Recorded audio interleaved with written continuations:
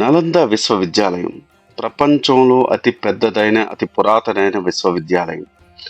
మరి ఎందుకని బక్తియార్ ఖిల్జీ నలంద విశ్వవిద్యాలయాన్ని ధ్వంసం చేశాడు? అది రాజుల కోట కాదు, లేదా గుడి కాదు, బంగారం దొరుకుతుందని అనుకోవడానికి.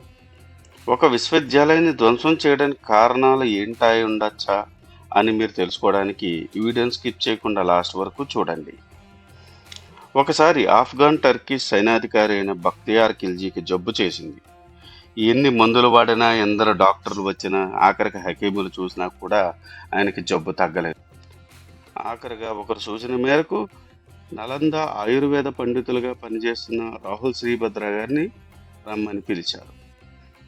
కానీ బక్తియార్ ఖిల్జీకి నచ్చలేదు. ఒక కాఫీర్ చేతుల్లో వైద్యం చేయించుకోవాలా అని. ఆఖరికి ఖిల్జీ గారికి రోజుకి జబ్బులు పెరగడంతో ఫైనల్గా ఏం చేయాలో తెలియక రాహుల్ శ్రీభద్రుడు రావాల్సి వచ్చింది. కానీ ఈడు తిన్నగా ఉంటాడా? ఒక షరతులతో హిందువులు ఇచ్చిన మందులను తీసుకుని శ్రీభద్రుడు రోజు ఖురాన్ చదవాలని చెప్తాడు. అందుకు యాక్సెప్ట్ చేశాడు. అసలే మనోళ్ళు మంచోళ్ళు కదా.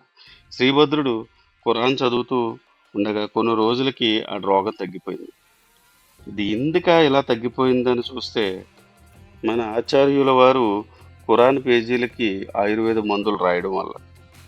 హిందువుల తెలివితేటలకి ఈర్ష్యపడ్డ ఈ పనుకుమలోడు నలంద విశ్వవిద్యాలయం మీద దాడి చేసి కొన్ని వేల పండితులను చంపేశాడు. కొన్ని లక్షల పుస్తకాలను తగలెట్టేశాడు. లైబ్రరీలో ఉన్న పుస్తకాలు కాలడానికి 6 నెలలు టైం పట్టింది. అంత జ్ఞాన సంపద, అంత పుస్తక సంపద అక్కడ ఉందన్నమాట. ఖిల్జీ పాడు చేసింది విశ్వవిద్యాలయాన్నే కాదు, కొన్ని లక్షల సంవత్సరాల నుండి కాపాడుకొస్తున్న విద్యా జ్ఞానము. ఈ విశ్వవిద్యాలయంలో బంగారం లేదు, వెండి లేదు, కానీ దానికన్నా విలువైన సంపద జ్ఞానం. ఇది విశ్వవిద్యాలయం పైన జరిగిన దాడి కాదు, ఒక దేశ సంస్కృతి సంప్రదాయం మీద జరిగిన దాడి. చూశారు కదా, ఇది ఈనాటి టాపిక్.